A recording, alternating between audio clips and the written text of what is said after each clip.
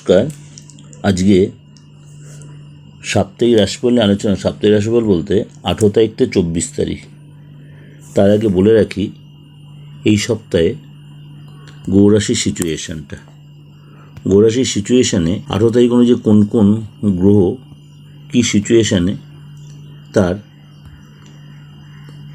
থাকবে সেটা তারপরে আপনাদের কাছে আমি পুরো ব্যাপারটা পুরো 12 রাশি নিয়ে আলোচনা করব।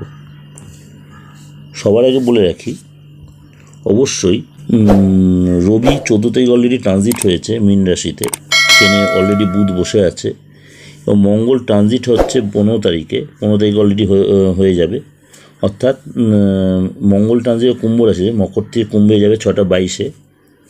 এবং কি শনিও কিন্তু 18 তারিখে অস্ত থেকে উদিত হবে এই কুম্ভতেই। এবং শুক্র অলরেডি বলে দিয়েছে আপনাদের। আর সবচেয়ে যেটার উপর বেস করে আমাদের আলোচনা সেই চন্দ্র 18 তারিখে থাকবে আপনার মিথুন রাশিতে। চন্দ্র থাকবে মিথুন রাশিতে, সুতরাং এরপরে 12 রাশির উপর কী এফেক্ট হবে সেটাই আমাদের আলোচনা, কারণ পুরো বিচারটা আমরা করি চন্দ্র রাশির উপর বেস করে। চন্দ্রর এই যে হলো, এবার আলোচনা করব আমরা 12 রাশি কার কেমন যাবে। সিংহ রাশি কিন্তু এই সপ্তাহে হওয়া কাজ কেটে যেতে পারে, সাবধান। মুড অফ হয়ে যেতে পারে, মাঝে মাঝে মাথাটা গরম হতে রেগে যেতে পারেন, টেনশান বাড়তে পারে, জিনিসপত্র হয়তো এতটাই রাগ বেড়ে জিনিসপত্র ভেঙে পর্যন্ত ফেলতে পারেন, বাড়ি ঘরে নিয়ে নষ্ট পর্যন্ত করে ফেলতে পারেন। বিশেষ করে হয়তো কোনো নিত্য প্রয়োজনীয় বা কেন প্রয়োজনীয় জিনিস আপনি ভেঙে ফেলে হয়তো পরে অনুশোচনা করতে রাগটা প্রচণ্ড বেড়ে যাবে। আপনি যেখানে যেটা পাওয়ার চেয়ে সেটা আটকে যেতে পারে। কিন্তু 20 তারিখের পর থেকে সময়টা আস্তে আস্তে আপনার ভালো হবে। 20 তারিখের পর থেকে সময়টা 20 তারিখের বিকালের পর থেকে, মানে রাত্রি 9টা-10টার পর থেকে আসতে সময়টা আপনার অনেকটা ভালো হবে।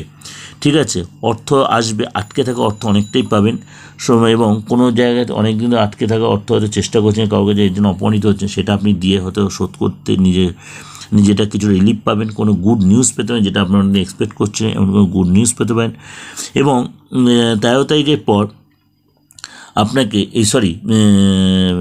18 তারিখের পর আপনাকে 18 থেকে 20 তারিখ পর্যন্ত আপনাকে একটু বুঝে শুনে স্টেপ ফেলতে হবে।